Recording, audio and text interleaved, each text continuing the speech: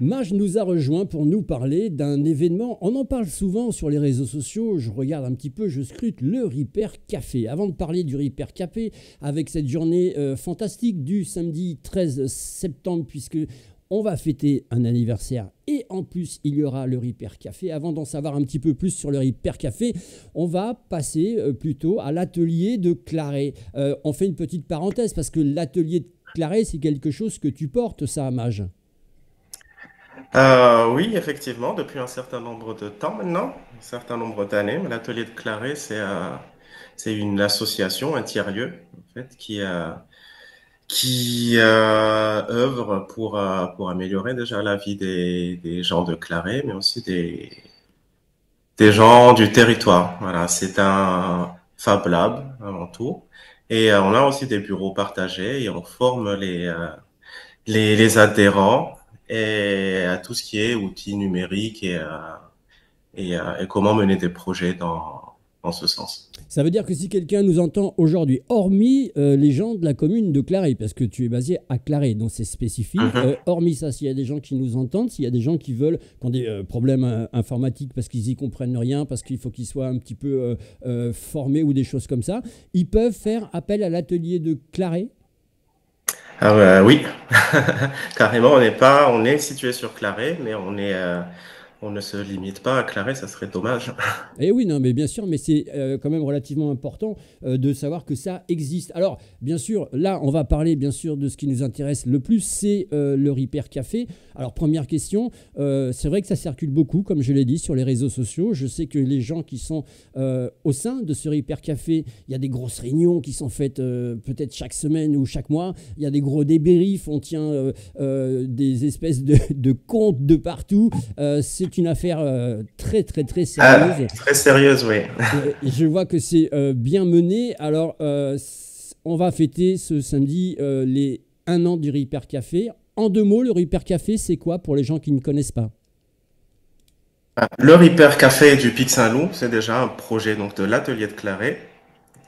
Et c'est des moments où ensemble on va réparer des objets cassés. Donc ça peut être l'électroménager, ça peut être un jean troué. Donc l'objectif c'est de lutter contre le gaspillage. Et tout ça donc dans une bonne ambiance et gratuitement. Et alors, justement, puisque ça fait maintenant 1 an que ça existe, est-ce qu'on a une idée? Alors, on ne va pas rentrer dans des chiffres monumentaux et précis, mais une moyenne. On sait que rien qu'au premier Repair Café du Grand Pic Saint-Loup, il y a eu quand même énormément de monde. Est-ce qu'on sait à peu près combien d'objets vous traitez en réparation? Et est-ce qu'ils sont tous réparés ou est-ce qu'il y en a malheureusement qu'il faut absolument jeter? Après, oui, on tourne environ à 50 objets qui sont présentés à chaque Repair Café, dont la moitié est réparée. D'accord. Le reste, il y en a qui sont réparables, mais pas sur le moment. Et malheureusement, bon, il y a des objets qui partent quand même à la peine. Mais en gros, sur l'année, sur notre première année, on a réparé l'équivalent d'une tonne 600 d'objets, Ah oui, quand même, mais ce c'est qui est non négligeable, oui. ouais, qui est non négligeable parce que la petite astuce, c'est que vous pesez chaque objet qui rentre. C'est ça, ça fait partie de la petite procédure pour bien imaginer, en fait, pour bien imaginer les déchets qui auraient pu être faits Et alors, sans ces réparations. ouais, le top numéro 1 des objets qui sont qui tombent en panne, que vous réparez. Le top, enfin, c'est généralement les cafetières. Voilà, les fameuses cafetières. Les cafetières, ouais.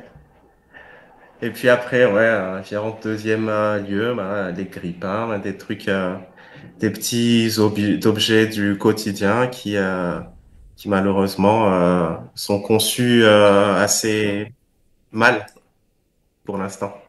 Et, Donc, et, qui tombent en panne. et dans tous ces objets que vous avez vus passer, je dis vous parce que Ah ouais, Vous on êtes est une équipe, une bonne grosse équipe, ouais. une bonne grosse équipe, c'est pour ça que je dis vous. Euh, Est-ce qu'il y a eu des objets complètement insolites? Oh oui, il y en a eu. L'objet qui me vient en tête, c'est un écumoire, donc un écumoire assez ancien qui appartenait à la grand-mère et qui avait une grande valeur sentimentale pour la personne. Voilà. Donc on a pu réparer cet écumoire de collection. Donc voilà, c'est des petits objets. Ben là, il y avait deux vis à remettre, etc. Mais c'est quelques grammes de moins à la poubelle. Est-ce qu'il y a des objets que vous ne réparez pas du tout? Je m'entends par là. Ça veut dire que si par exemple on vient avec une tondeuse, est-ce que vous réparez la tondeuse? Est-ce qu'il y a des objets qui ne font pas partie du Repair Café en gros? Ouais, nous, on est limité, on va dire, par rapport déjà au temps et aux infrastructures, comment on bouge en fait dans différents lieux. On peut pas, par exemple, réparer une machine à laver qui est Ouais. déjà très volumineux, mais qui nécessite aussi une connexion à l'eau etc. Donc, les gros objets comme ça, on les répare pas, malheureusement.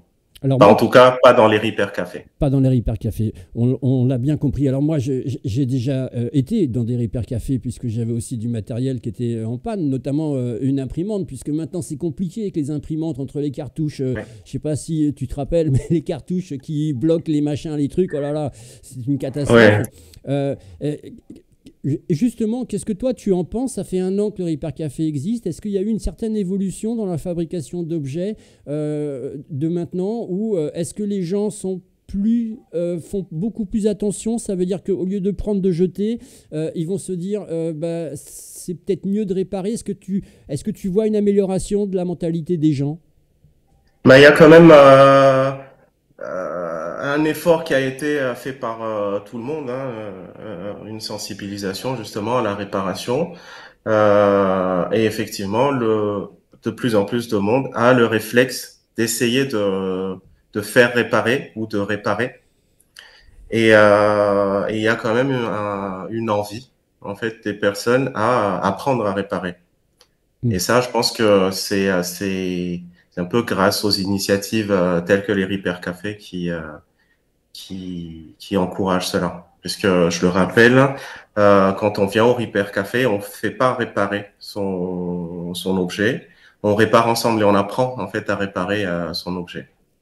Ah oui, non mais Donc oui, il y a une bonne évolution quand même. Après, dans la conception des machines, je ne sais pas trop. ouais, c'est toujours Ouais. oui, on avance Mais avec il y a son une temps. sensibilisation qui est faite au niveau étatique, mais là, il y a encore une histoire de sous, je pense, Et oui. qui est en jeu. Et oui, on est Donc dans ça un, évolue, je pense, très, très faiblement, en tout cas dans la conception des objets. conception des objets, ça évolue doucement mais sûrement. Et en tout cas, ce qui marche bien, c'est vraiment le Repair Café, c'est le fait de réparer, de ne pas jeter. Alors là aussi, on arrive avec son objet, et ça sera vraiment pour conclure, on arrive avec son objet, notre objet est mis sur un tableau, il y a beaucoup de bénévoles qui sont spécialisés dans tel ou tel domaine. Là Mhm. aussi, c'est une grosse machine de guerre, je tiens à le dire, parce que j'y ai assisté. Alors c'est vrai qu'il y a des réparations qui durent pas longtemps, il y a des réparations qui durent un peu plus longtemps. Il y a des fois la queue pour réparer les objets, ce qui est tout à fait Oui, normal parce qu'il faut vraiment bien prendre conscience des choses. Et puis il y a aussi une petite urne qu'on met à la fin pour que les gens puissent donner ce qu'ils veulent. Là aussi, c'est une originalité.